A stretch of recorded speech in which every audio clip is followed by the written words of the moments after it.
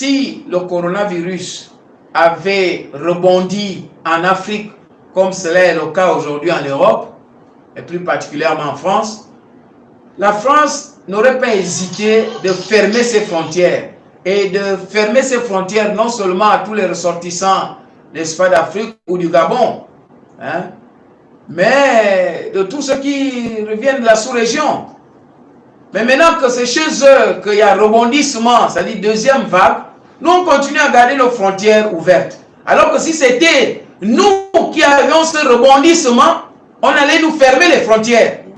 On n'allait même pas partir en France. Mais comme ce sont eux, on laisse nos frontières et après on va se plaindre demain que le corona revient pour accuser les églises.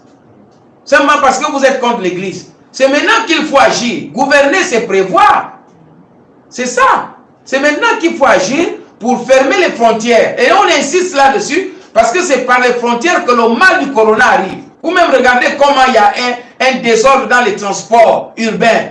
Hein? Il y a tout un désordre. Il n'y a pas le respect des mesures barrières dans les bus. Ni les gels, ni rien. Voyez-vous, il faut prévoir ça. Au lieu d'arrêter les hommes de Dieu, les enfermer, les intimider, les brutaliser, vous devez plutôt chercher à attraper les voleurs des deniers publics qui volent l'argent de l'État. C'est pour ça que l'État est en faillite à cause des voleurs. Arrêtez-les. Là, on saura que vous traquez les gens qui ne sont pas sérieux, pas les hommes de Dieu, les garants de la morale, qui ne veulent simplement qu'aller adorer leur Dieu au temple. Hein? Alice au pays des merveilles et son équipe gouvernementale, voilà le travail que vous devez faire.